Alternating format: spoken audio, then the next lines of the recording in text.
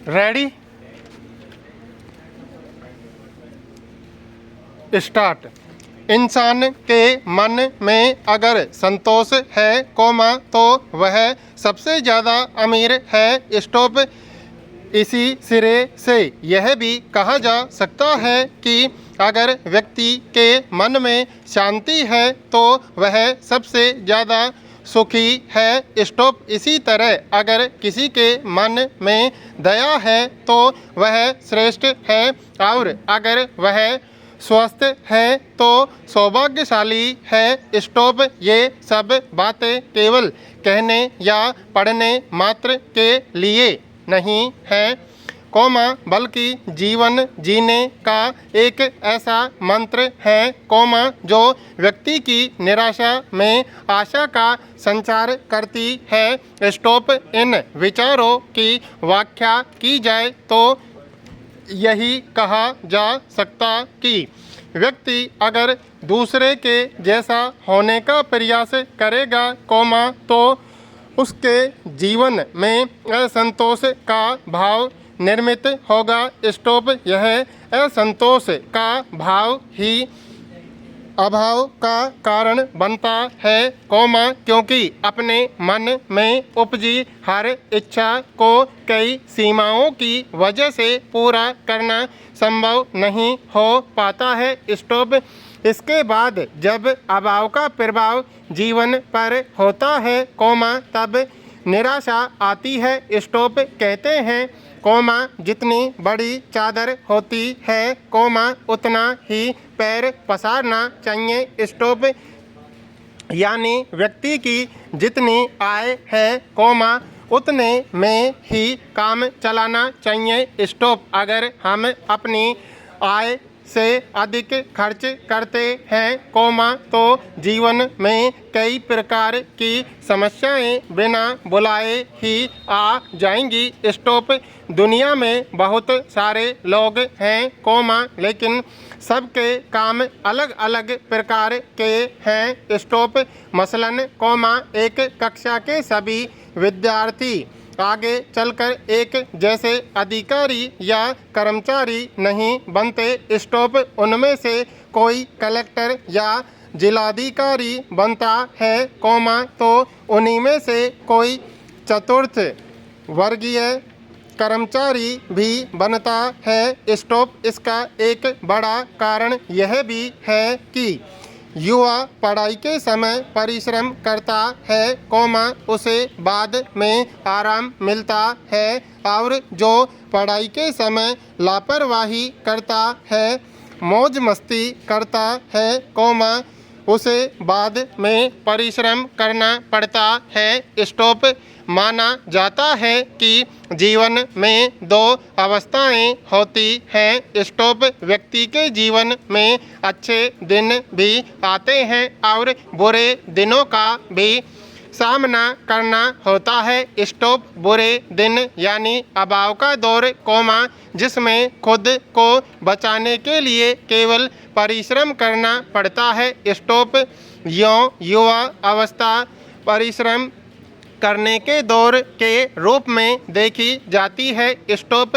इस दौर में परिश्रम नहीं किया तो भविष्य में उसे परिश्रम करने के लिए तैयार रहना ही होगा स्टॉप। अगर हमारा पेट 10 रुपये में भर जाता है तो उसके लिए 50 रुपये व्यय करने की इच्छा करना उचित नहीं स्टॉप। इसलिए कहा जाता है संतोष जीवन का सबसे बड़ा धन है स्टॉप।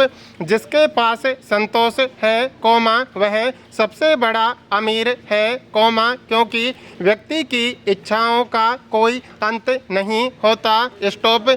यह सही है कि किसी चीज़ की इच्छा करने से ही वह प्राप्त होती है स्टॉप, मगर क्या उसकी कोई सीमा होगी? प्रश्नवाचक। आज एक इच्छा पूरी हुई तो कल दूसरी इच्छाएं पैदा हो जाएंगी स्टॉप। एक बात जरूर ध्यान रखना चाहिए कि कुदरत का दिया हुआ कभी अल्प नहीं होता वीरम, हमारी इच्छाएं उसे अल्प बना देती हैं। स्टॉप। इसी प्रकार अशांत मन दुख को बढ़ावा देता है। स्टॉप। जीवन में जितने भी तनाव आते हैं कोमा उसके पीछे का मुख्य कारण मन की अशांति ही है। स्टॉप। हमारे मन के किसी कोने में सुख और दुख दोनों ही विद्यमान रहते हैं कोमा जो अलग अलग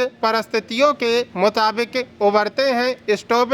किसी वस्तु के प्रति बेलगाम आसक्ति अशांति लाती है। स्टॉप। खास तौर पर तब कोमा जब वह अप्राप्य हो। स्टॉप। वर्तमान में अशांत मन को शांत करने के लिए व्यक्ति अनेक प्रकार के प्रयत्न कर रहा है कोमा लेकिन उसे शांति नहीं मिल रही। स्टॉप। दरअसल कोमा ज़्यादातर लोगों के जीवन में भटकाव है। स्टॉप। लोगों ने स्थिरता को एक तरह से भुला दिया है या उन्हें भूलना पड़ा है। स्टॉप। इससे निवृत्ति के लिए योग का सहारा लेना पड़ रहा है। स्टॉप। मगर मन की शांति चाहिए तो सबसे पहले अपने विचारों को सात्विक करना होगा। स्टॉप। ऐसा करने से सकारात्मक दिशा का बोध होगा कोमा जो जीवन को सार्थकता प्रदान करेगा। स्टॉप। ऐसा करने के लिए हमको सबसे पहले अपने दिनचर्या को ठीक करना होगा। स्टॉप। यह जीवन को व्यवस्थित करेगा। स्टॉप। इस दिनचर्या में स्व केंद्रित जीवन के मुकाबले सबके हित के बारे में सोचना और अपनी बनाई चार दीवारी से बाहर आना होगा। स्टॉप। मन को शांत रखने के लिए संतोष को माध्यम बनाने से लेकर एकांत और विचार का रास्ता अपनाया जा सकता है। स्टॉप। कुछ रास्तों से मिली शांति ही सुख का जरिया बनेगी। स्टॉप।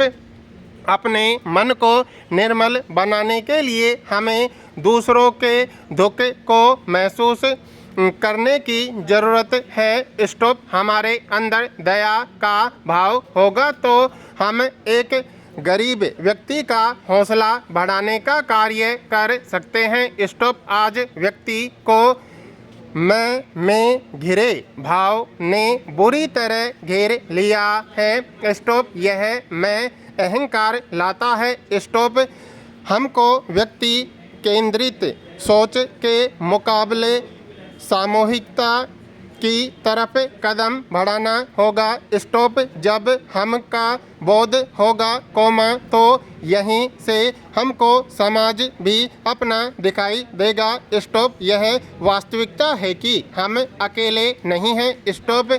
हम एक बड़े समाज के हिस्सा हैं। स्टॉप। हमारी पहचान समाज ही करता है कोमा लेकिन आज का व्यक्ति समूह में जीना नहीं चाहता। स्टॉप। अगर समूह में जिएगा तो उसे हमेशा यह एहसास होगा कि संगठन में शक्ति है। स्टॉप।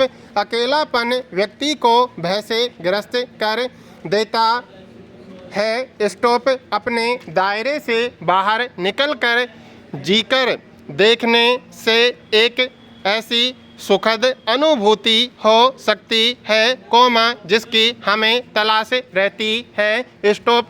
आधुनिक भारत के डिजिटल इंडिया और कंप्यूटर के युग में रहने के बावजूद कर्मकांड कोमा अंधविश्वास कोमा पाखंडवाद कोमा आडंबर कोमा जादू टोने और तांत्रिकों के चक्कर में समाज जकड़ा हुआ प्रतीत होता है। स्टॉप। हम आस्थावान और निष्ठावान रहें कोमा मगर भीड़ तंत्र और भेड़ चाल से तो बचना होगा कोमा अन्यथा ऐसे हादसे होते रहेंगे कोमा लेकिन हादसों से आखिर हम क्या सबक ले रहे हैं? स्टॉप सरकारी तंत्र, सत्संग और धार्मिक आयोजन करने वालों के बीच समन्वय और संवाद में भारी कमी दिखाई देती है। स्टॉप कड़वा सच है कि देश के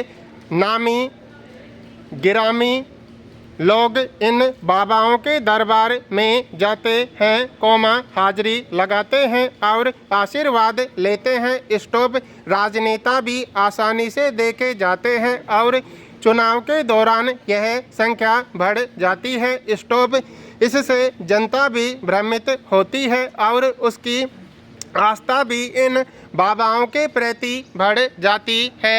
स्टॉप पैरा मगर वे भाषा के स्तर पर इस हद तक चले जाएं कि उससे उपजी कड़वाहट सामान्य व्यवहार और बोली तक को बुरी तरह प्रभावित करने लगे, तो यह निश्चित रूप से लोकतांत्रिक माहौल को भी बाधित करेगा। स्टॉप पिछले कुछ वर्षों से हमारे देश की राजनीति में ऐसा माहौल बन रहा है, जिसमें प्रतिद्वंद्वी दलों के मुद्दों पर उठी बात को उचित संदर्भ में देख समझकर एक परिपक्व राय या प्रतिक्रिया देने के बजाय दोनों पक्षों के समर्थक आपस में दुश्मन की तरह पेश आने लगते हैं। स्टॉप।